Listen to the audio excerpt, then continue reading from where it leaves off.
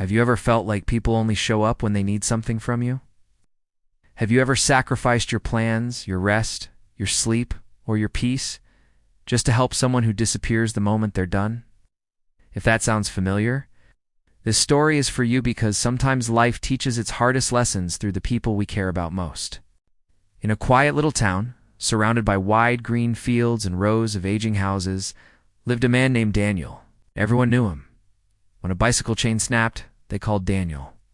When boxers needed carrying, they knocked on Daniel's door. When loneliness crept in, people found their way to Daniel's home. He never refused, always smiled and said, "Of course I'll help." Daniel believed kindness made him a better person.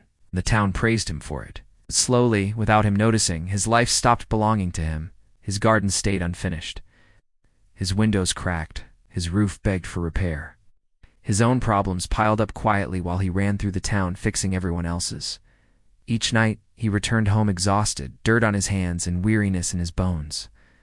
His mother would watch him with tired eyes and ask, "Daniel, you help everyone, but why does no one ever help you?"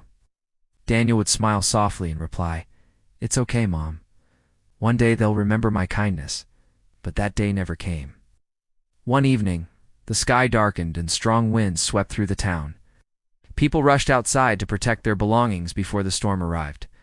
Daniel did the same, but not for himself. He ran to help his friend Oliver, whose tools were still scattered outside. They worked quickly, covering equipment and dragging things into the shed. Meanwhile, Daniel's own garden furniture remained exposed, his plants uncovered, his wooden boxes wide open. Then the storm struck. Rain poured mercilessly, the wind howled through the streets. By the time Daniel reached home, his garden was destroyed. He sat on the front steps, rain dripping from his face, staring at the muddy ruin that had once been his peaceful space. His mother placed a warm towel over his shoulders and said gently, "Today, Daniel, you saved everyone's things, except your own." He said nothing, but something inside him finally cracked. The next morning, drained and confused, Daniel walked to the edge of town to visit Mr. Harris, a retired teacher known for his quiet wisdom. He lived alone in a small cottage near the river. Oh. Daniel sat beside him and confessed, "I don't understand what I'm doing wrong. I help everyone, but I feel empty. I'm tired from work, tired from people. Why does kindness feel like it's breaking me?" Mr. Harris watched the river flow and said, "Daniel, look at this river. It gives water to trees, birds, animals, and farms. What? But when the rain is too heavy and the river forgets its limits, what happens?" Daniel thought for a moment. "It floods, destroys everything." "Exactly," Mr. Harris replied. "Kindness without boundaries becomes self-destruction. You're kind, but you have no limits. You run everywhere for everyone except yourself. Saying no isn't selfish. Sometimes it's the purest form of self-care." Then he added, "For the next 7 days, don't say yes immediately. When someone asks for help, pause. Ask yourself, will this harm my peace, my time, or my energy? If the answer is yes, say, not today. Try it." The next day felt unfamiliar. Around noon, Oliver rushed over. "Daniel, I need help moving a heavy box." Daniel glanced at his broken fence, something he'd ignored for months.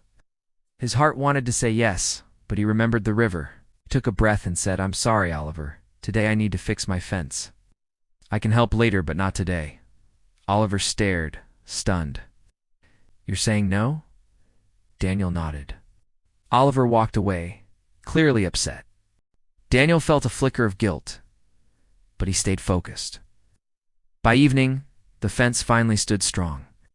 For the first time in months, Daniel felt proud not for helping others, but for caring for himself. The following days brought more requests. Daniel declined politely, explaining he was busy. Something strange happened. He didn't feel drained. He felt calm, light, peaceful. On the 4th day, heavy rain returned. Daniel's roof began to leak. He waited, half expecting someone to knock on his door like he once knocked on theirs. No one came. Instead of anger, he felt clarity, picked up his tools, and fixed the roof himself. It took effort and patience, but when he finished, he sat beneath it and whispered, "So this is what it feels like to rely on myself." Weeks passed, and Daniel slowly became someone new. He stopped running at every call. He stopped sacrificing his sleep and peace for people who never showed up for him. He cared for his garden, he repaired his home, he He invested in himself. And unexpectedly, people changed. Oliver began solving his own problems. Neighbors stopped calling for every small favor. The town stayed friendly, but Daniel was no longer treated like a tool. His home flourished. His garden bloomed. His face looked lighter. And for the first time in years, he laughed without feeling exhausted. One afternoon, Mr. Harris visited and looked around with a gentle smile. "So, Daniel," he asked, "did the world fall apart when you stopped saying yes to everyone?" Daniel smiled back. "No, sir. My world finally came together." Mr. Harris nodded. "When you stop saying yes to everyone else, you finally say yes to yourself. That's when life begins to change."